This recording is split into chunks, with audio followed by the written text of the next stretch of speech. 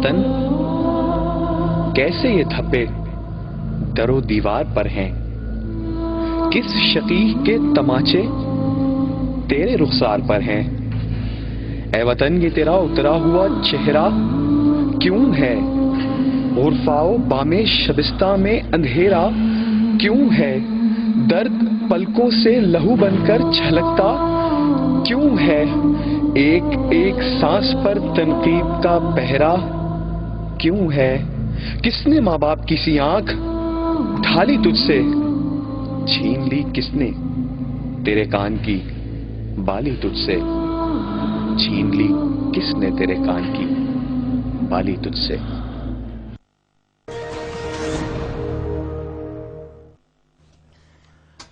बिस्मिल्लाहिर्रहमानिर्रहीम।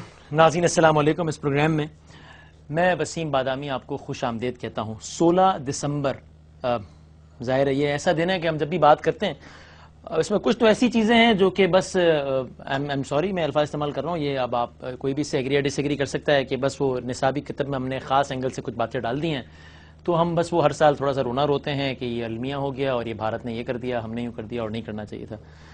लेकिन इस तर्ज के वाक़यात से अगर कौमें सबक हासिल करें तो फिर यही वाक़यात कौमों की ताकत बन जाती हैं, एक लेसन बन जाता है कि आइंदा ये इन चीज़ों से इज्तनाब बरतना चाहिए। और इबरत ना पकड़ें तो फिर ज़ाहिर मेरे ख्याल से, अगेन एनीबडी कैन डिसएग्री, कि फिर वो जिंदा कौम कहलाने के लायक नहीं है। अगर इस तरह के वाक़यात को बस हम एक तारीख़ का स्याह बाब कहकर अगर हम आगे बढ़ जाएँ तो। अब इसी अंदाज से आप अभी इस वक्त मनाजिर देख रहे हैं, मैं प्रोड्यूसर साहब से कहूँगा ज़रा वो मनाजिर ज़रूर दिखाएं, वो सरेंडर और वो सारे। अब हम बहुत सारे तस्वीरें ऐसी होती हैं जिनको देख के आपका दिल दहल जाता है, ये उनमें से एक है। हम इसकी ऑडियो भी आपको बाद में सुनवाएंगे प्रोग्राम में आगे चलकर। ये उनमें से कुछ एक है। ये क्यों हुआ, ये कैसे हुआ, पाकिस्तान क्यों टूट गया, ये किसकी गलती की वजह से ऐसा हुआ, मुजीबुर रहमान की गलती की वजह से हुआ, याह्या खान की वजह से हुआ, भुट्टो साहब की वजह से हुआ, या भारत की वजह से हुआ, ये किसकी गलती की वजह से हुआ। और कोई तो जिम्मेदार होगा, कोई तो होगा, उसको क्या मतलब कुछ हुआ, उसके साथ कोई सजा दी गई। हम हमेशा जब भी जमहूरियत और आमरीत की बात करते हैं तो ये आर्गुमेंट दिया जाता है, सही या गलत, मेरे ख्याल से गलत, लेकिन चलें सही या गलत, कि वो ये कि जनाब एक ऐसा नाजुक मौका आ जाता है जब जमहूरियत या मुल्क में से एक का इंतखाब करना पड़ता है तो हम क्या करें, मुल्क बचाना भी तो जरूरी है, बल्कि मुल्क बचाना तो बहुत जरूरी है, इसलिए फिर जमहूरियत के खिलाफ इक़दाम करने पड़ते हैं, आइन तोड़ना पड़ता है। ठीक, अगर ये आर्गुमेंट ठीक है तो आप यही आर्गुमेंट देते हैं ना कि मुल्क बचाएं या आइन, इसलिए हम आइन तोड़ देते हैं। तो आइन तोड़ने वाले को तो सजा देने के पीछे पड़े हुए आप, और बिल्कुल ठीक है दीजिए। मुल्क तोड़ने वाले के साथ क्या किया आपने और मुल्क क्यों टूटा, इन तमाम तर मामलात पे जरा हम आज के प्रोग्राम में बात करने की कोशिश करेंगे और आपको कुछ मनाजिर भी दिखाएंगे, कुछ फुटेजेस भी दिखाएंगे, नॉट एक्सक्लूसिव बट आपने यकीनन बहुत अरसे से नहीं देखी होंगी, और कुछ तल्ख यादों को ताज़ा करने की भी, ताज़ा करने तो सही लफ्ज़ नहीं है, लेकिन उनको इसलिए दोहराएंगे कि ज़रा अंदाज़ा हो कि क्या मामलात हुए और क्या नहीं। एक तो हम प्रोग्राम के दूसरे हिस्से में उसी हवाले से कि फौजी हिकमत अमली क्या रही, क्यों हथियार डाले, क्या उस पर बात करेंगे। और प्रोग्राम के पहले हिस्से में इसका एक सियासी पहलू भी है, काफी लोग कहते हैं भुट्टो साहब पर भी तरह के इल्जाम लगते हैं, उस पर भी हम बात करेंगे। टू स्टार्ट द डिस्कशन यहाँ मेरे साथ मौजूद हैं, नीड्स नो इंट्रोडक्शन और कई हवाले से उनका तारुफ है, एक वकील की हैसियत से, सियासतदान की हैसियत से, तारीखदान की हैसियत से जबरदस्त मुतालिया रखते हैं, आपको देखते रहते हैं, जनाब डॉक्टर बाबर आवान साहब। सर बहुत शुक्रिया, बहुत नवाज़िश आपने वक्त निकाला। हारून रशीद साहब हमें बहुत जल्द ज्वाइन करेंगे। बाबर साहब, हारून रशीद साहब भी हमारे साथ मौजूद है। थैंक यू वेरी मच हारून साहब, आपने वक्त निकाला, बहुत शुक्रिया। तो प्रोग्राम के इब्तिदाई हिस्से में हमारे साथ होंगे हारून साहब। सर सबसे पहले तो मैं जिस हवालों से मैंने इंट्रोडक्शन में तस्करा किया वो हम जरा बाद में बात करेंगे, भुट्टो साहब के उन्वान से भी बहुत सारी बातें होती हैं। सर पहले तो मुझे बताइए ना, अगर 1970 में ये इलेक्शंस होते हैं, इंतखाबात होते हैं, मशरकी पाकिस्तान में 162 नशिस्तें हैं, 160 में मुजीबुर रहमान साहब जीत जाते हैं, और दूसरी तरफ जो नशिस्तें हैं 138, उसमें 81 में भुट्टो साहब की पार्टी यानी कि पीपल्स पार्टी जीतती है जी। तमाम तर जमहूरी नॉर्म्स के मुताबिक इस इलेक्शन के नतीजे में पाकिस्तान का वजीर आज़म किसको बनना चाहिए था? मुजीबुर रहमान को। तो अगर किसी की ये ख्वाहिश थी, अच्छा नहीं बल्कि और आसान अपने लिए करता हूं मैं, क्यों नहीं बना? ये उनसे पूछिए जिनके पास इख्तियार था, उनसे पूछिए जिनके पास इख्तिदार था। देखिए दो तरह से ये जो बहस चल रही है ना, मीडिया में बहस फीड की जाती है, और आज आपको मुझ पर भी है नहीं अच्छा, आपको पता वजाहत करने अगर आपको है तो ये भी बता नहीं, आप पे हो तो आप मेरे छोटे अजीज हैं, मैं आपसे ज्यादा खुल के कह सकता हूँ। ठीक। فیڈ کی جاتی ہے، اور جو فیلر اور فیڈر والے ہیں، میں ان کے تناظر سے ہٹ کے قوم کے سامنے ایک سیدھا تناظر رکھنا چاہتا ہوں۔ بالکل ٹھیک، بالکل ٹھیک۔ پیراڈائم ہی بحث کی غلط ہے۔ اچھا، ہم صرف اپنی غلطیاں تلاش کر رہے ہیں، ہمیں کوئی جارے نظر ہی نہیں آ رہا۔ اس طرح پتہ لگ رہا ہے جس طرح شیخ مجیب الرحمان صاحب بڑے حاجی تھے، اور اس سے بڑی ایک حجن اندرا گاندھی تھی، اور اس سے بھی بڑے بڑے کئی حاجی وہاں بیٹھے ہوئے تھے، اور ایک گناہگار اگر کوئی تھے تو وہ پاکستانی اسٹیبلشمنٹ ہے یا پاکستان کے سیاستکار ہیں۔ یہ گناہگار دو ڈھونڈے ہوئے ہیں۔ سوال یہ ہے، آپ آگے جو آرگومنٹ دیں گے اس سے کیا اسٹیبلش کریں گے کہ یہ گناہگار نہیں دو ہے؟ چیزیں، ایک پہلی بات یہ ہوگی، ٹھیک ہے، اپورشنمنٹ میں آئیں گے لوگ کہ کس کی ذمہ داری کیا تھی، اور دوسرا یہ کہنا کہ شہید قائد عوام کا بھٹو صاحب کا کوئی دور اس زمانے میں تھا۔ اب آج فوٹیجز ایسی دکھائی گئی، اور مجھے بڑا دکھ ہوا یہ دیکھ کے کہ ہم کس طرح سے پبلک انٹلیکٹ کو چیٹ کرنے کی ناکام کوشش کرتے ہیں۔ ہوتا کوئی نہیں ہے، اگر کوئی جمشید دستی کے حوالے سے نہیں ہوا، اگر کوئی افتخار چودھری کے حوالے سے نہیں ہوا تو ہونا کسی نے نہیں ہے، ٹھیک ہے، یہ مجھے I am sure about it. ٹھیک ہے، لیکن یہ ہے کہ الیکشن کب ہوئے ہیں، ذرا ڈیٹس پہ پہلے آ جائیے، پھر ہم قائد عوام کی بات کرتے ہیں۔ 7 دسمبر 1970 کو الیکشن ہو گیا۔ 5 اور 6 کو ہونے تھے لیکن سیلاب آ گیا، طوفان آ گیا، 5 کو ڈیلے ہوا، 6 کو ڈیلے ہوا، 7 کو الیکشن 7 کو الیکشن ہو گیا، ٹھیک ہے۔ 7 مارچ 1971 کو، اس سے ایک سال بعد، بنگلہ دیش کے بندو نے، جو ہمارا غدار تھا مجیب الرحمان، مجیب الرحمان کا غدار آف کورس وہ غدار تھا، اور کیا، روز اول سے غدار تھا۔ وہ غدار تھا، جب بھی اس نے غداری کی وہ غدار ہے۔ اس نے 64 کے انتخابات میں ایوب کے مقابلے میں فاطمہ جناح صاحبہ کا ساتھ نہیں دیا۔ میں سمجھتا ہوں کہ ساری زندگی اگر کوئی آدمی لا الہ کرتا رہے، آخر میں رام رام کرے، تو اس کو آپ کیا کہیں گے؟ اچھا، اور آپ کے اس کی کس پریسائز ایکٹ سے آپ اس کو غدار اسٹیبلش کریں گے؟ جو اس غداری کا اعلان اس نے 7 مارچ 1971 کو کہا، اس نے کہا میں پاکستان توڑ رہا ہوں، میں بنگلہ دیش بنا رہا ہوں۔ اور اس کا کیا کانٹیکسٹ؟ 7 مارچ، کانٹیکسٹ جو مرضی ہو، غداری غداری ہوتی ہے، کانٹیکسٹ وہاں ریلیونٹ نہیں رہتا۔ یہ اس نے پلٹن میدان میں کہا، اس نے جلسہ عام کیا 7 مارچ، اس کی فوٹیجز ہے نا، وہ دکھانی چاہیے تھی آج۔ اچھا، اب آگے چلتے ہیں۔ اس کے بعد یہ 7 مارچ گزر گیا، اور جو بھٹو صاحب کا اقتدار ہے وہ شروع کب ہوتا ہے؟ 16 دسمبر کو تو ڈھاکہ فال ہو گیا، اور بھٹو صاحب برسر اقتدار آئے 20 تاریخ کو، جب دینے کے لیے کچھ بچا ہی نہیں تھا۔ تو ان کے پاس کون سا اختیار تھا کہ انہوں نے کسی کو روک لیا؟ چلیں، اختیار پہ بعد میں بات کریں گے، before I go to Haroon صاحب، لیکن مجھے صرف بتا دیجئے بھٹو صاحب کی یہ خواہش تھی یا نہیں انتخابی نتائج کے بعد بھی، اور اس خواہش کا ثبوت ان کی کئی تقاریر سے دیا جا سکتا ہے کہ جس میں وہ یہ چاہتے تھے کہ مجیب وزیر اعظم نہ بنے، میں بنوں، ایسا کچھ تھا؟ خواہش تو 6 سال جیسے جب تقار کی رہی، اب وہ اپنے بیٹے کو ایک ٹکٹ دلوانے لگے، بہت بڑا اسمبلی میں اس کو لانے لگے۔ خواہش کی بات، خواہش برسر اقتدار پارٹی کا ہونا چاہیے، اپوزیشن میں کون بیٹھتا ہے جو اقتدار میں رہا ہوا ہو؟ خواہش تو میری بھی ہوگی، خواہش تو آپ کی بھی ہو سکتی ہے، اور خواہش کسی اور کی بھی ہو سکتی ہے۔ بابر صاحب دیکھیں، میری خواہش آج یہ ہو کہ میں وزیر اعظم بن جاؤں، خواہش کی بات تو یہ ایک معصومانہ یا بے وقوفانہ خواہش ہے، لیکن اگر میں الیکشن میں حصہ لوں، میری جماعت ہار جائے، اب میں کہوں ایک واٹ ایور کاز مجھے وزیر اعظم بننا ہے، اب اس خواہش کی نوعیت مجرمانہ ہے۔ یہ جو پاکستان کو اس وقت باہر جا کے مشہور کرنے والی ہماری ایک یہاں سے لڑکی گئی ہوئی ہے چھوٹی سی، اس نے بھی اس خواہش کا اظہار کیا یا نہیں کیا؟ میں وہی کہہ رہا ہوں نا سر، نہیں، لیکن پارلیمانی نظام میں جانے کے بعد الیکشنز کے نتائج میں عددی اکثریت حاصل نہ کرنے کے بعد بھی یہ خواہش ہونا تو عجیب ہے نا۔ آبجیکٹو بیس پہ واپس میں لانا چاہتا ہوں آپ، میرے خیال میں تو نکتہ ہے آبجیکٹو، کہ آپ نے الیکشن میں حصہ لیا، آپ ہار گئے، اب کیوں خواہش ہے؟ اب تو خواہش نہیں ہو سکتی، اب اگلے الیکشن کا انتظار کریں۔ نہیں، وہ ظاہر ہے جب گورنمنٹ فارمیشن ہوتی ہے، آخری دن تک جوڑ توڑ بھی ہوتے ہیں، خواہش رہتی ہے۔ خواہش اگر یہ کوئی کہتا ہے کہ یوٹوپیا میں رہتا ہے کہ تو کوئی ممکنات ہی نہیں تھے نا، جس طرح کے نمبر آگے چلتے ہیں۔ میں نے کہا جی وہ وزیر اعظم تھا، تو کون تھا ملک کا صدر؟ کو بلیم کر وہ اس کو دیتا، ٹھیک، میں اس پہ مزید آگے بڑھتا ہوں۔ کس کے پاس تھا اختیار؟ وہ اس کو دیتا۔ کس کے پاس تھا اقتدار؟ وہ اس کو دیتا۔ اچھا چلیں، میں یہ پوائنٹ لگے، ٹھیک ہے، دوبارہ ہارون صاحب بہت شکریہ سر وقت دینے کا۔ آپ کو میری آواز آ رہی ہے؟ السلام علیکم۔ جی بالکل آ رہے۔ ہارون صاحب اس پہ کچھ فرمائیے گا، یہ آرگیومنٹ کتنا زیادہ ریئلسٹک یا اوور سمپلیفائیڈ ہے کہ جناب یہ بھٹو صاحب کے دل میں اگر یہ خواہش تھی تو خواہش تو ہونا، اس میں کوئی معیوب بات نہیں، لیکن اختیار تو نہیں تھا، تو اگر مجیب وزیر اعظم نہیں بنا تو اس میں بھٹو صاحب is not to be blamed, اور مجیب ایک غدار تھا، بھٹو قائد عوام تھے۔ سر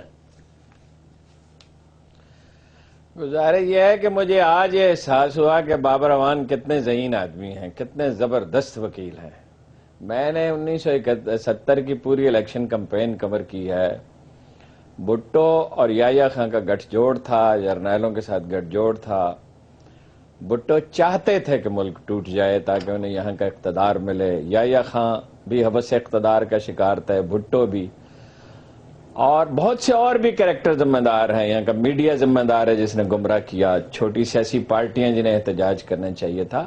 اس سے میں ایگری کرتا ہوں کہ شیخ مجیب الرحمان نے غداری کی، اور اس کا سب سے بڑا ثبوت یہ ہے کہ ڈھاکہ پہنچنے کے بعد جب بھٹو صاحب نے انہیں رہا کیا تو انہوں نے کہا یہ میرا خواب تھا، یہ میرا دیرینہ خواب تھا، اور بھی اس کے بہت شواہد ہیں. ٹھیک ہے.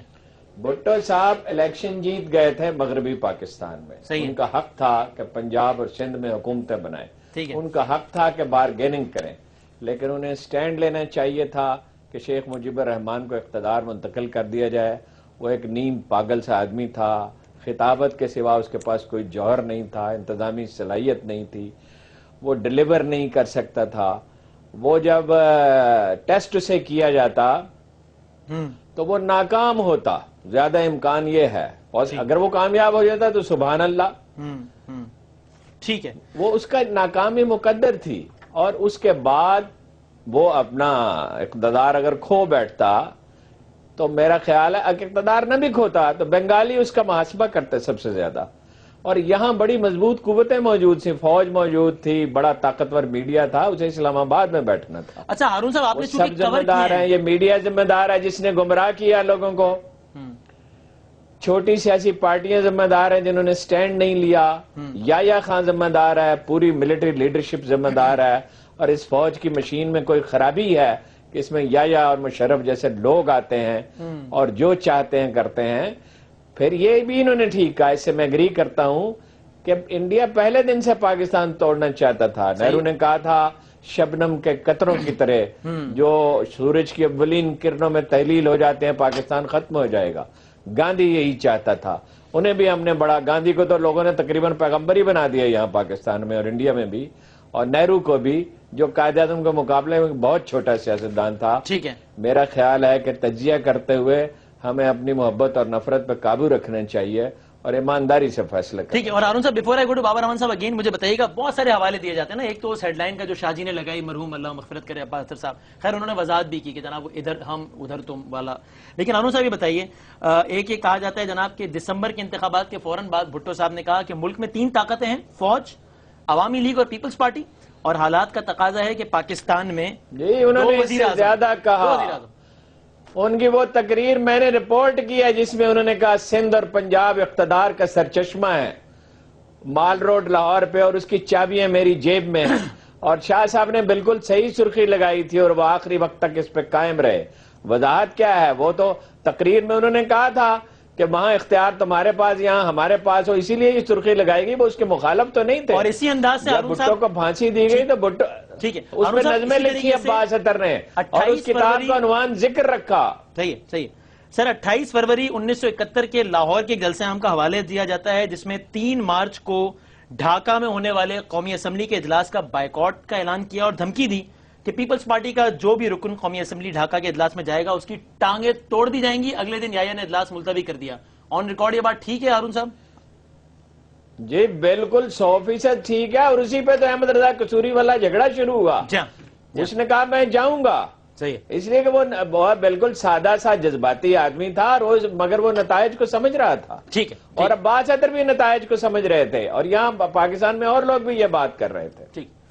پھر ایک تو آپ کی ذہانت کے تو معترف ہو گئے ہیں وہ آج مزید، لیکن کہتے ہیں کہ ذرا محبت اور تھوڑا سا پھر میں آبجیکٹیوٹی کی طرف واپس. یہ آبجیکٹیوٹی نہیں ہے، آن ریکارڈ کہہ رہے ہیں ٹانگیں توڑ دوں گا، آن ریکارڈ کہہ رہے ہیں طاقت کا. انہوں نے جو کہا مجھے ان کا بھی احترام ہے، ان کی رائے کا بھی میں احترام کرتا ہوں. اتفاق کرنا ضروری نہیں ہے. آپ جو کہہ رہے ہیں آپ کا بھی، آپ سے بھی اتفاق کرنا ضروری نہیں ہے. ذرا تھوڑا سا اب تھوڑا سا، وہ آپ چھوٹے ہیں، آپ سے محبت کرتا ہوں. بالکل ایسا ہی، بالکل ایسا ہی. اچھا اب میں آپ جو کتاب پڑھ رہے ہیں یہ اصغر خان ہے، اور اصغر خان آپ کو پتہ ہی ہے نا، اصغر خان پینٹاگون ملتے جلتے نام ہے. میں جو جلسہ پڑھ رہا ہوں اس کا رپورٹر میں آپ کتاب دکھا دیجئے لوگوں کو. کتاب اصغر خان صاحب اصغر خان نکلے، نہ تاریخ سے کچھ نہیں سیکھا، بات ختم ہو گئی. اچھا اب آگے چلیے. وہ سر جلسے میں کہیں رپورٹ کیا. اچھا ہارون رشید بھی کہہ رہے ہیں جلسے میں موجود، میں نے صرف راوی کی بنیاد پر ساری کہانی کو نہ جھٹلایا. ان کے بارے میں میں نے تبصرہ کر دیا، ان کے بارے میں بھی ذرا سن لیجئے نا. اب بھٹو صاحب کے بارے میں بھی کیجیے. جو یہ لوگ تھے یہ سارے شکست خوردہ تھے ان کے سامنے، اس لیے ان کے اپنے اپنے موقف ہیں، ان کو کوئی اہمیت تاریخ میں نہیں ہے، نہ ان کی کوئی تاریخی حیثیت ہے. وہ جو کہتے ہیں انہوں نے رپورٹ کیا وہ بالکل درست کہتے ہوں گے، یہ بالکل غلط کہتے ہیں اور اس کا سبب ہے. اچھا میں اب آپ کو نہیں ہے ان کا یہ تھوڑا سا آگے چلیں. ٹھیک، آپ کے جذبات بہت بڑک اٹھے ہیں. پتہ نہیں آپ کو لگ رہا ہے، آپ کو لگ رہا ہے پہلے میں را چیف کی طرف آپ کو لے کے جانا چاہتا ہوں. رامیشور ناتھ ان کا نام تھا، کاؤ، آر این کاؤ ان کا اصلی نام ہے. انہوں نے کہا کہ ہم نے وہاں ٹریگر کی اور ایک نہیں کئی بغاوتیں ہم نے ڈیزائن کی. یہ انہوں نے لکھا. بالکل ٹھیک ہے. نمبر 1. نمبر 2 میں دوسرا نام آپ کے سامنے رکھتا ہوں، اور جو دوسرا نام ہے وہ رگھوناتھ صاحب کا ہے. ٹھیک ہے. انہوں نے ایک کتاب لکھی اور ان کا پورا نام ہے شری ناتھ رگھوان، رگھوناتھ ان کو کہتے ہیں. اور انہوں نے کتاب کے اندر یہ بات تسلیم کی کہ جب پاکستان کی اسٹیبلشمنٹ جو ناکام ہوئی مذاکرات کر رہی تھی، اس وقت اندرا گاندھی نے ایک ہائی پاور کمیٹی بنائی جس میں ٹاپ لیڈرشپ ہندوستان کی اور ٹاپ لیڈرشپ کانگریس کی شامل تھی، اور انہوں نے اس ساری جو بغاوت تھی اس کا قائد تسلیم کیا. کس کو؟ بنگلہ بندو کو. یہ دوسری بات. اب 2 باتیں اور میں کہنا چاہتا ہوں، پھر میں پوائنٹ پہ آؤں گا. آپ یہ اسٹیبلش کر رہے ہیں نا کہ بھارت کا میں تو انکار نہیں کر رہا، یقیناً بھارت کے مضمون مجھے اسٹیبلش میں کہہ رہا ہوں ہمارے یہاں لوگوں نے بھارت کو اس کا رستہ فراہم. ہارون صاحب بھی اسے ڈس ایگری نہیں کر رہے کہ بھارت نے اپنا کردار ادا کیا. تھوڑا سا بھارت نے بغاوت چلائی اور فتح حاصل کی. ٹھیک ہے. آر این کاؤ، میں نہیں کہہ رہا.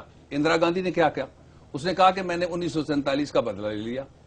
اس نے کہا کہ میں نے 2 قومی نظریہ جو اقبال کا ہے اس کو میں نے ہند ساگر میں ڈبو دیا. اب ہم جتنا بھی تبصرہ کر رہے ہیں نا جی، اس کا اپنا اپنا فوکس ہے. آپ کا فوکس ہے پاکستان کے اندر لوگوں کے اوپر یہ تلاش کرنا کہ کس کی کیا ذمہ داری. درست فوکس ہو سکتا ہے. میرا فوکس، میرا پرائم کنسرن بھی ہے کہ میرے اندر سے کون یہ آپ کا ہے نا، باہر والوں کو کون موقع دیتا ہے. 42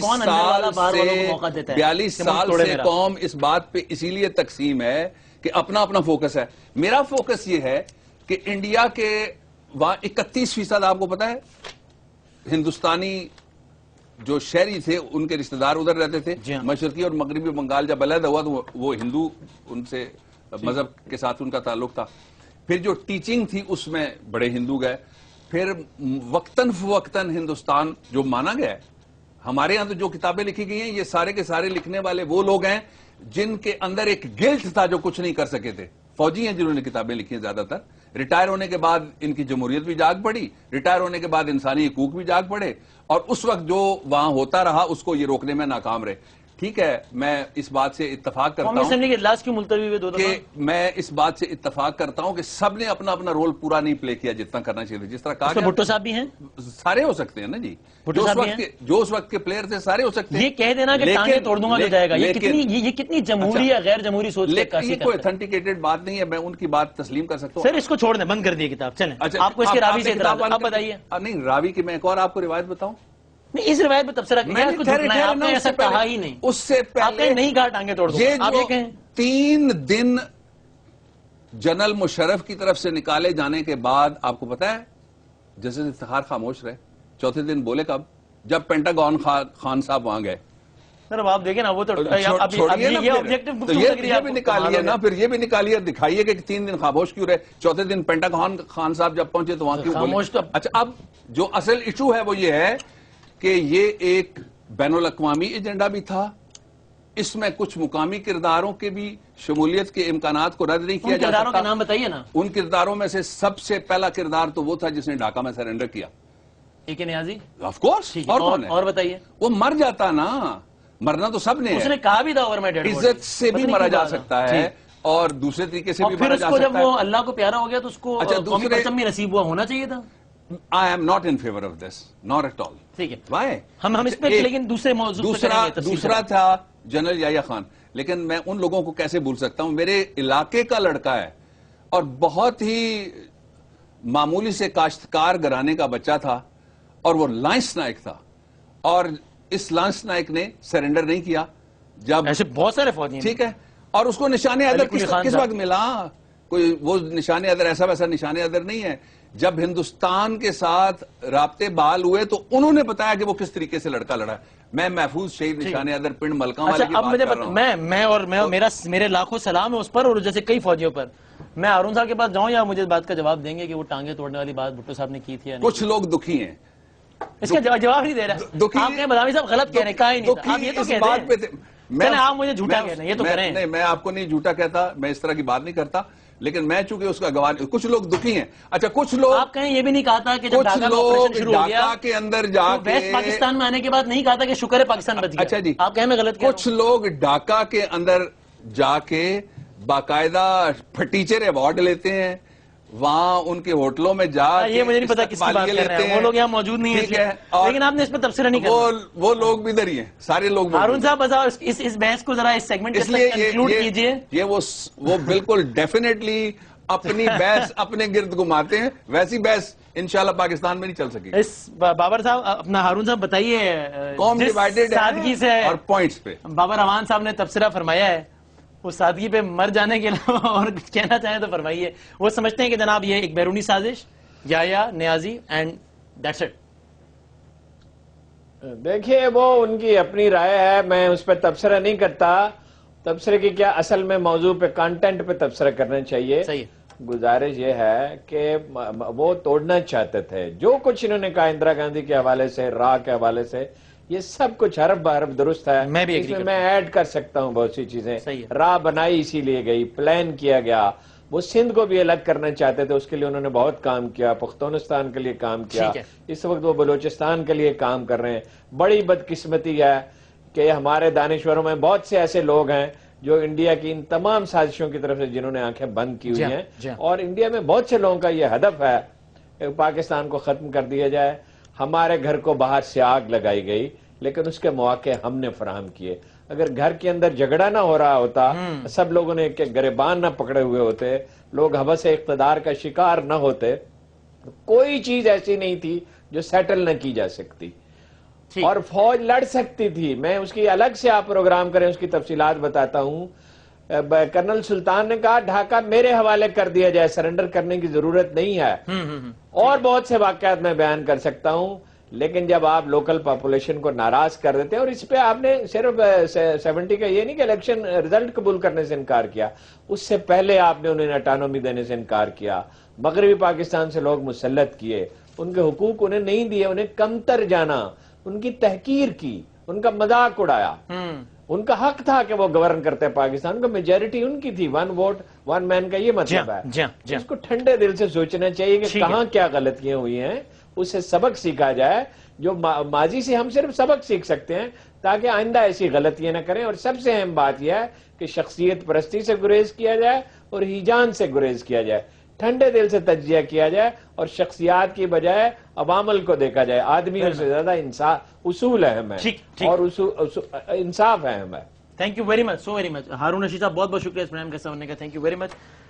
ہم ایک بریک لیتے ہیں, اور ایک دوسرا پہلو بھی ہے اس اسٹوری کا, ذرا اس پر بھی کچھ ہم بات کریں گے. ایک چھوٹے سے بریک کے بعد اس گفتگو کو آگے بڑھاتے ہیں. بابر اعوان صاحب ہمارے ساتھ موجود ہیں. اس پروگرام میں آپ کو ایک بار پھر خوش آمدید کہتے ہیں, اور آپ کے تاثرات بھی آ رہے ہیں اس پروگرام کے حوالے سے. ظاہر ایک ڈیبیٹ ہے, موضوعات پہ ڈیبیٹ ہونی چاہیے اور سبق سیکھنا چاہیے, اور تلخ حقائق کو بھی میرے خیال سے نہیں بھولنا چاہیے. مثلا یہ ایک بڑا تلخ ویژول ہے جو کہ جنرل محمد جمشید صاحب کا ہم آپ کو دکھانے لگے ہیں. وہ منظر کے جب وہ انڈین آرمی اور پھر اس کے بعد انہوں نے کہا ہتھیار برزمین. یہ وہ تلخ حقائق ہیں جن کو بھی یاد رکھنا چاہیے, اور پھر ان ذمہ داروں کا بھی تعین ہونا چاہیے. اور یقیناً اس سے کسی ادارے کے خلاف بات کرنا, اور جب وہ ادارہ فوج ہو تو پھر تو ہماری آنکھوں کا, یعنی کہ ہمارے سر کا تاج ہے. ظاہر ہے آج بھی یہ فوجی قربانیاں دے رہے ہیں اور ہمارے سر کا تاج ہیں, لیکن برے انڈیویجولز کسی بھی ادارے میں ہو سکتے ہیں, کوئی بھی ادارہ فرشتوں پر مشتمل نہیں ہے. ون آف دو سین ذرا دکھائیے گا جب وہ منظر جب یہ سرنڈر کیا گیا. ہتھیار برز.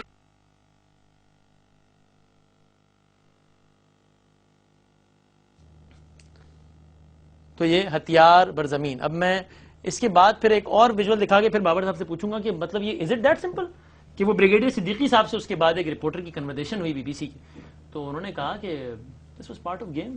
مطلب یہ کرکٹ میں گلی ڈنڈے میں کھیلے, ہار گئے جیت گئے, اور ملک کے لیے اس میں کوئی فرق ہے یا نہیں؟ بابا صاحب سے پوچھوں گا، ذرا دکھائیے برگیڈیئر صدیقی صاحب انہوں نے کیا کہا اسی ایونٹ کے کچھ لمحوں بعد.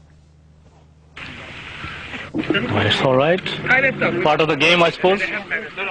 It didn't cause you any qualms? Well, you know, you can understand our feelings, but as the general said, this does happen, and so people have to play the game, and I think it's a part of the game. We have to accept it. بابا صاحب میں ابھی نیازی صاحب کا بھی footage دکھانی ہے. Part of the game, that's simple. نہیں، میں تو ہوتا تو یہ میں آواز نہ سناتا نہ دکھاتا اگر میرا اختیار ہوتا.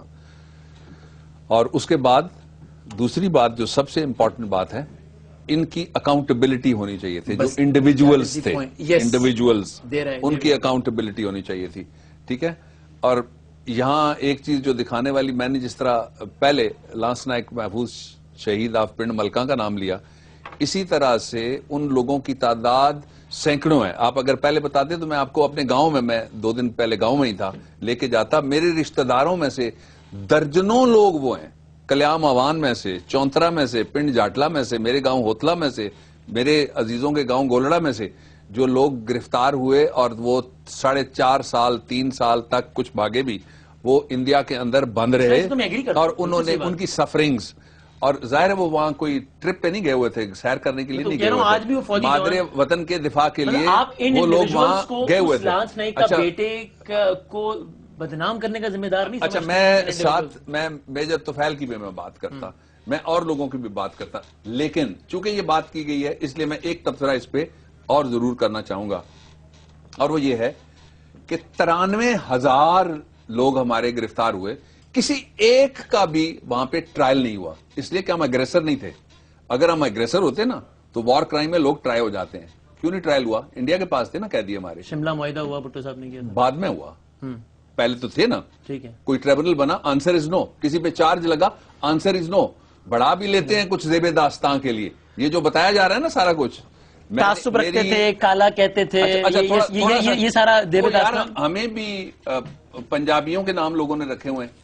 جو بھی جس انداز سے اسلام آباد میں اور یہاں دیردوناوا میں تبصرے ہوتے تھے کہ وہاں جب ریپ کی خبریں آتی تھی تو کہتے تھے کہ شاید اسی بہانے خوبصورت بچے پیدا ہو جائیں گے. میرا خیال مجھے ایک سینئر صحافی نے آج یہ کہا کہ 70 کلفٹن میں اس واقعے کے بعد ٹکا خان ایک تقریب میں آئے ہوئے، تو سینئر صحافی نے ان سے پوچھا کہ ہم نے سنا ہے یہ جو سر کیا بات ہے، یہ لاکھوں عورتوں کے ریپ کی بات ہے. اب میں وہ جملہ ایگزیکٹلی نہیں دہراؤں گا، سینسر کروں گا، انہیں بتانے کے قابل نہیں ہے. تو انہوں نے، یہ میں بہت مہذب الفاظ استعمال کرتے ہوئے کہہ رہا ہوں کہ نہیں لاکھوں تو نہیں تھے، شواہد ایسے ملے تھے کہ 9,000 خواتین کا ریپ ہوا ہے. اچھا، یہ جو ٹکا خان نے کہا، سن لیجئے نا جی. اب آپ نے 2 منٹ بات کیا، 2 منٹ تک خاموش رہیے گا. 50 سیکنڈ کیا، جو 2 منٹ خاموش رہیے گا. پھر بھی پہلی آپ ڈکٹیٹ کر رہے ہیں، آپ بزرگ ہیں، آپ کو کچھ کہہ نہیں سکتا. پہلی بات یہ ہے کہ جو ٹکا خان تھے وہ بھی میرے علاقے کے تھے انسیڈنٹلی، اور میں نے درجنوں دفعہ اس موضوع پہ ان کے ساتھ گفتگو ہوئی بھی اور سنی بھی. سوال ہی پیدا نہیں ہوتا، نہ ٹکا خان کی ڈکشن ہے، نہ اس طرح وہ گفتگو کر سکتے ہیں. اور پنڈی میں سے انہوں نے الیکشن بھی لڑا، پیپلز پارٹی کے سیکرٹری جنرل بھی لے، لوگوں کو معلوم ہے. اس طرح کی بات وہ نہیں کریں گے. پہلا. دوسرا، یہ 2 جرائم ان پہ پردہ نہیں ڈالا جا سکتا. میں آپ کو بتاؤں، کبھی بھی نہیں پردہ پڑا. دنیا کی سب سے جو طویل جنگ ہوئی ہے نا، وہ اس کو کہتے ہیں ٹروجن وار. کوئی کہتا ہے 1000 سال وہ جنگ لڑی گئی، جو ٹرائے اور ٹروجن کے درمیان لڑی گئی. ایک قتل نہیں چھپے گا، سوال پیدا نہیں ہوتا. جینوسائیڈ ہو تو وہ نکل آئے گا. دوسرا، یہ جو کبھی فیل جس کا نام لینا مناسب نہیں ہے پبلکلی، جو آپ نے ابھی کہا، وہ یہ چھپ نہیں سکتا، سوال ہی پیدا نہیں ہوتا. اس پہ تو کسی کا نہ بنگلہ دیش میں لوگ مارے گئے، نہ خواتین کے ساتھ ریپ ہوا ہی نہیں. یہ سب زیب داستان ہے. نہیں، مارے گئے والی بات اور ہے، مارے گئے، عصمت دری نہیں ہوئی. مارے گئے اور بات ہے. کوئی واقعہ ہوا ہو میرے نالج میں نہیں ہے براہ راست، لیکن جس طرح سے کہا جا رہا ہے نا کہ نسل تبدیل ہو گئی، فلاں ہو گیا، جس طرح سے یہ باتیں. تو یہ جو جرنیل لکھتا ہے کہ نیازی صاحب جو ہے وہ انہوں نے کہا تھا کہ اس فلاں قوم کی نسل بدل دوں گا، یہ بھی نہیں کہا ہوگا. اس جرنیل نے استعفیٰ دیا، اس جرنیل نے فوج کی پینشن چھوڑی، اس جرنیل نے فوج کا پلاٹ واپس کیا، اس جرنیل نے فوج سے ریٹائرمنٹ ہوتے بعد کمیوٹیشن نہیں کروائی. مجھے جرنیل کا نام پتہ نہیں ہے، لیکن اس کو تو شرم آنی چاہیے تھی، فوراً سارا کچھ کر دیا. میجر جنرل خادم حسین راجہ نے اپنی کتاب میں لکھا ہے اور اے کے نیازی کو کوٹ کیا. میں کہتا ہوں جو بھی ہے مجھے نہیں پتا کون ہے. ان آخری لمحات میں بی بی سی کے بہت سینئر کورسپونڈنٹ، ہم ان کے کالمز پڑھتے ہیں، سیکھتے ہیں. وسعت اللہ خان صاحب میرے ساتھ موجود ہے. وسعت اللہ صاحب، سر یہ گفتگو میں ہم نے سیاسی اور دیگر پہلوؤں پہ بات کی. بابر اعوان صاحب کمز وتھ این آرگیومنٹ کہ یہ جو باتیں جناب تعصب برتا گیا، قتل کیا گیا اور اس انداز سے زیادتیاں ہوئی، ریپس کے جو واقعات ہیں، یہ بڑھا دیا ہے فقط زیب داستان کے لیے، اور جو باتیں نیازی صاحب اور ٹکا خان سے منسوب کی جاتی ہیں وہ بھی زیب داستان کے لیے ہی میں نے نیازی کا نام نہیں لیا. نیازی نہیں، ٹکا. نیازی I saw in my life once only. میں کیس کرنے کے لیے گیا تو I saw him in تو نیازی کے کردار کے بارے میں کیا پرل فرمائیں گے؟ کانٹیننٹل. مجھے نہیں معلوم تھا اس کا، کچھ مجھے زیادہ علم بھی نہیں ہے. ٹکا خان چونکہ میری ملاقات بھی رہتی تھی پنڈی کے تھے. فوجی حکمت عملی ہماری میرے کیسی علاقے رہی سے اس پورے سانحے میں؟ دیکھیں اس فوجی حکمت عملی پہ بحث کرنے کے لیے پہلے آپ کو ڈیموگرافی سامنے رکھنی پڑے گی. یہ کوئی ایسی وار نہیں ہوئی کہ ہم یہاں سے اٹھے اور مارگلا کے پیچھے ہم نے جا کے لڑائی کی اور پھر ہم وہاں پہ ہار گئے. 900 کلومیٹر کا فرق ہے. جب انڈیا نے آپ کا راستہ روکا تو آپ پہلے دبئی جاتے تھے، وہاں سے آپ بینکاک جاتے تھے اور پتہ نہیں کہاں سے گھوم کے آپ ایسٹ پاکستان جاتے تھے، اور جو 3 گھنٹے کا راستہ تھا وہ آپ کو 9 گھنٹے میں طے کرنا پڑتا تھا. پھر مقامی آبادی کے اندر بھی ایک بغاوت تھی اور مخالفت بھی تھی، کچھ جائز باتیں بھی تھیں، کچھ ان کی جائز بیرونیاں بھی تھیں، کچھ ان کے جائز مطالبات بھی تھے. ٹھیک ہے sir, before we go to break, اور پھر آخری 3 منٹ میں بس ایک ذرا منظوم انداز، آپ جب بھی آتے تو میری خواہش ہوتی ہے منظوم انداز سے اختتام کریں، بس 2 منٹ ہی رہ جائیں گے اس کے لیے. کیا یہ صرف اتفاق ہوتا ہے کہ جی ایم سید پاکستان بننے سے پہلے پاکستان کا انتہائی حامی ہوتا ہے، جیلیں کاٹتا ہے، بننے کے بعد پتہ نہیں اس کے ساتھ اس کو وہ کیا کوئی، میں سوری جملہ استعمال کر رہا ہوں کہ پاگل تو نہیں ہو جاتا ہے کہ خلاف ہو جاتے ہیں. بکٹی صاحب کا ایک پورا کردار ہوتا ہے، بعد میں وہ غدار کہلا دیے جاتے ہیں، مخالف ہو جاتے ہیں، پہاڑوں پہ چلے جاتے ہیں لوگ. قبائلی علاقوں کے لوگوں کی اپنی داستان ہے. اینڈ اگین مجیب الرحمان پاکستان کا حامی، پاکستان کے لیے کام کیا، فاطمہ جناح کا ساتھ دیا، پھر پاکستان کے خلاف ہو گیا. یہ اتفاق سے سارے لوگ ایسے ہو جاتے ہیں؟ نہیں، جی ایم یا سید کچھ ہم بھی غلطیاں کرتے ہیں؟ سنیے، غلطیاں تو سارے ہی کرتے ہیں ہم. جی ایم سید پاکستان میں رہے آخری وقت تک، ان کے بچے پاکستان کی پالیٹکس میں، اور دستور کے مطابق انہوں نے الیکشن لڑے. جن باقیوں کے آپ نے نام لیے ہیں ان میں سے جو اکبر بکٹی صاحب ہے محسن پاکستان ہے، انہوں نے اس جرگے میں شامل تھے. ان کو بھی غدار جن لوگوں نے، نہیں ان کو کسی نے غدار نہیں کہا. جنہوں نے ان کے ساتھ زیادتی کی، میں نے بھی آرٹیکل لکھا، میں بھی بولا، ہم بھی جدوجہد کرتے رہے ان کے لیے. یہ وہ دوسری کیٹیگری ہے. ان کے اختلافات ہوتے رہے وقتاً فوقتاً اسٹیبلشمنٹ سے، اور ڈکٹیٹروں کی اسٹیبلشمنٹ سے ان کے زیادہ اختلافات. چلیں ٹھیک، ایک چھوٹے سے بریک کے بعد اب اس پروگرام کو ہم ذرا بابر اعوان صاحب سے کچھ منظوم سنیں گے اور اس آخری کلمات. ایک چھوٹے سے بریک کے بعد اس پروگرام کا اختتام کرتے ہیں. جناب اس پروگرام کے اختتامی حصے میں آپ کو خوش آمدید کہتے ہیں. ذرا کچھ تل حقائق کا اور پھر ان حقائق سے سبق کیا سیکھنے چاہیے ان کا آج کے پروگرام میں جائزہ لینے کی کوشش کی تھی. اور آبویسلی چونکہ اس وقت ملک جن حالات سے گزر رہا ہے، یہ بات بڑی کرسٹل کلیئر ہونی چاہیے کہ کسی بھی ادارے کے انڈیویجولز، جس طرح میں نے کہا کوئی بھی ادارہ ملک کا نہیں اس دنیا کا فرشتوں پر مبنی نہیں ہے، چاہے وہ ہمارا اپنی فیلڈ ہو. ظاہر ہے ہر ادارے میں بلیک شیپس ہوتی ہیں. ان بلیک شیپس کو پوائنٹ آؤٹ کرنے سے ادارے کا وقار مجروح نہ ہو، یہ بات ملحوظ خاطر رکھنا بہت ضروری ہے. اس فوج نے جو قربانیاں دی ہیں اور دے رہی ہیں، اگر وہ ایک نیازی تھا جس کا شرمناک کردار انہوں نے دکھایا، تو ایک نیازی یہ بھی تھے سوات والے جی. تو یہ نیازی سے نیازی تک کی داستان بڑی قابل فخر بھی ہے، مایوسیاں بالکل بھی نہیں ہیں. میں بس آخر میں چاہتا ہوں، چونکہ بابر اعوان صاحب آپ ہمارے ساتھ موجود ہیں، میں تو یہ سمجھتا ہوں ضرور کہ ان پر تنقید ہونی چاہیے جنہوں نے اپنی ضد نہیں توڑی، ملک توڑ دیا. بس ہم نے ایک کوشش کی سے بات کرنے کی. آخر میں آپ جب بھی آتے ہیں تو چونکہ میں آپ کے انداز خطاب کے ساتھ آپ کے اشعار کے انتخاب کا بھی بڑا فین ہوں ذاتی حیثیت میں، تو میں چاہتا ہوں اگر اس پروگرام کا کسی منظوم انداز سے اختتام ہو تو. اس سے پہلے میں شارٹ سا کامنٹ یہ ہے کہ دیکھیے پاکستان کے پاس ہمیشہ ہی کم آپشنز رہے ہیں. بنتے وقت بھی کم آپشنز تھے، خزانہ ادھر رہ گیا، فوج ادھر رہ گئی، وسائل ادھر رہ گئے. اب بھی ہمارے پاس کم آپشنز ہیں. ان کم آپشنز میں جو ہماری ادارہ جاتی پرفارمنس ہے، میں اس پہ مایوس نہیں ہوں. اگرچہ بہتری کی گنجائش ہر جگہ پہ ہوتی ہے، لیکن کچھ لوگوں نے فوکس کیا ہوا ہے کہ، اور یہ رواج ہوا جسٹس افتخار کے دور میں انفارچونیٹلی، کہ آپ صرف فوج کو رگڑا لگائیں اور پھر آپ اپنی جو آپ کا سیکورٹی انٹیلیجنس اپریٹس ہے اس کو خوب رگڑا لگائیں اور عدالت میں کی انک اتار کے تجزیہ کرنا جی چاہیے. بالکل ٹھیک ہے. اور جو مشرقی پاکستان ہے وہ سب کا مشترکہ درد ہے، وہ مشترکہ دکھ ہے، کوئی اس میں سے مبرہ نہیں ہے. اور آپ نے کہا تو مجھے مشیر کاظمی کی چند اشعار یاد آ گئے، وہ میں آپ کو عرض کر دیتا ہوں کہ پھول لے کر گیا آیا روتا ہوا، بات ایسی ہے کہنے کا یارہ نہیں، قبر اقبال سے آ رہی تھی صدا، یہ چمن مجھ کو آدھا گوارا نہیں، سرنگوں قبر پہ تھا منار وطن، کہہ رہا تھا کہ اے تاجدار وطن، جس کی خاطر کٹے قوم کے مرد و زن، یہ تصور تو ہرگز ہمارا نہیں، کیا فسانہ کہوں ماضی و حال کا، کیا فسانہ کہوں ماضی و حال کا، شیر تھا ایک میں ارض بنگال کا، شرق سے غرب تک میری پرواز تھی، ایک شاہی تھا میں ذہن اقبال کا، ایک بازو پہ اڑتا ہوں میں آج کل، دوسرا دشمنوں کو گوارا نہیں۔ اور وہ جو تصویر مجھ کو دکھائی گئی میرے خون جگر سے بنائی گئی، وہ جو تصویر مجھ کو دکھائی گئی میرے خون جگر سے بنائی گئی، قوم کی ماں بہنوں کی جو آبرو نقشہ ایشیا میں سجائی گئی، موڑ دو آبرو یا وہ تصویر دو، ہم کو حصوں میں بٹنا گوارا نہیں۔ اور ایک اور جو اس کا پورشن تھا، بہت لمبی یہ نظم ہے اور جی اور وہ رلا دینے والی ہے، وہ یہ ہے کہ کچھ تمہاری سیاست کی مجبوریاں، کچھ ہماری سیاست کی مجبوریاں، تم نے روکے محبت کے خود راستے، اس طرح ہم میں بڑھتی گئی دوریاں، کھول تو دوں میں راز محبت مگر تیری رسوائیاں بھی گوارا نہیں۔ بہت نوازش بابا رحمان صاحب، اللہ تعالیٰ پاکستان کا حامی اور ناصر ہو۔ آمین۔ پاکستان زندہ باد۔